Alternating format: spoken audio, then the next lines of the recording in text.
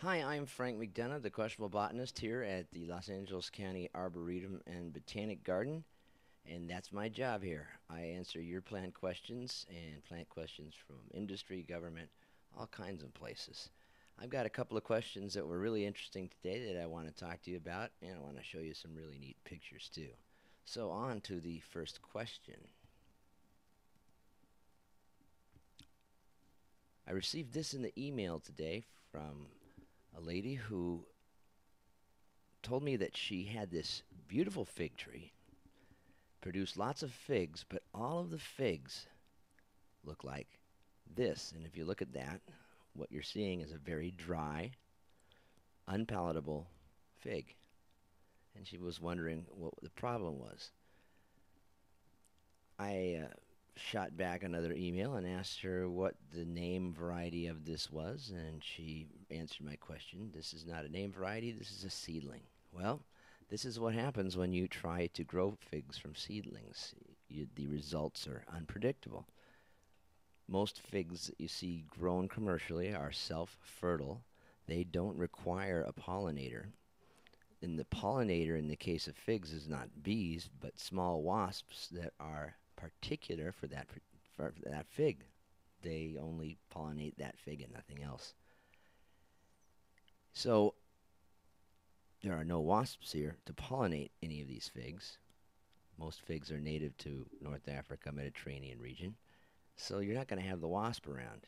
And what's going to happen? Well, the fig is not going to be pollinated, and because it's not pollinated, it's not going to develop the sweet, juicy flesh around the inside of it that it usually does. Figs, by the way, are inside-out flowers, and the fruit develops are berries which develop around each fertilized seed, and they are they congeal together to form what seems to be, on first bite, one whole fruit, but you're actually biting into a whole bunch of different fruit that are kind of annealed together to form the fig.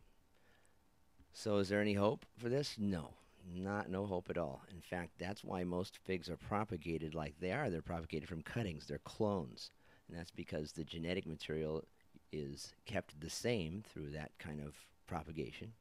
It's just like it's any other type of cloning, like tissue culture, or doing plants from cuttings, or some plants you can air layer and produce new plants from a plant by wrapping moist peat moss around a shoot and having roots form in it. So, no, this is not going to give you figs. It's genetically not the same as the parent, and that's what happens. Now, that self-fertility may show up in a seedling, but it's not very likely.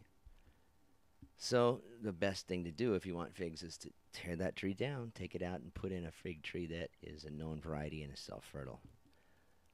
I had another question. This is a really fascinating question. I got another email, and the lady in the email was telling me how her husband's cycad that he has in his office was producing a very, very strange structure. And I asked her, well, does it look like a cone? She says, no, I've seen cones before. On cycads, it's not a cone. So I asked her to send me a picture. So this is what she sent me. Now, take a look at that. That is a cycad leaf. The reason it looks so strange is it's atteolating. Atteolating is a fancy $5 word to say it's stretching to find the light. Turns out this cycad is being kept in a rather dark office. Cycads need light. They need either strong filtered, half day, or they can even go in full day sun. Without light, they don't do very well. They do this. What's going to happen to that shoot if it doesn't get enough light is it may fall over and then rot out. That rot that starts in that shoot could travel into the plant itself and eventually kill it. So what's the solution? Put it someplace where there's more light and preferably more air circulation too. These are fairly susceptible to spider mites. And areas of poor circulation tend to promote spider mites, so I put it outside. Well, that's it for the plant questions. I want to show you a couple of really pretty pictures that I took at the Cactus and Succulent Show and Sale last week, I think it was. And that's a great show and sale, by the way. That sale, one of the most attended events here at the Arboretum, besides the concerts. Hundreds, if not thousands, of people come by to take a look at the specimens. And I have my particular favorite. This is it right here. This is a cactus called Aztecium ritteri. Aztecium ritteri, as far as I know, does not have a common name. This grows in central and northern and central Mexico. It grows on limestone cliffs. It'll grow right in the cliffs in small pockets. Very interesting plant. And my other favorite is right here. By the way, it looks like an Aztec temple, doesn't it? My other interesting plant is right here. This is Ariocarpus. Ariocarpus is one of the living rock cactus, like the Aztecium.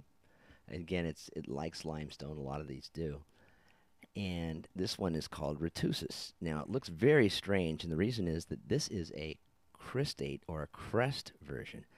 And what those are, they are plants that have lost their ability to maintain the order of cell division in the newly producing cells in the area called the apical meristem. That's the new growth at the tip that is undifferentiated. It can become anything, roots, it can become shoots, anything. And what happens is you get more dividing in one direction than another direction because the control mechanism, whatever genetic control has failed for some reason.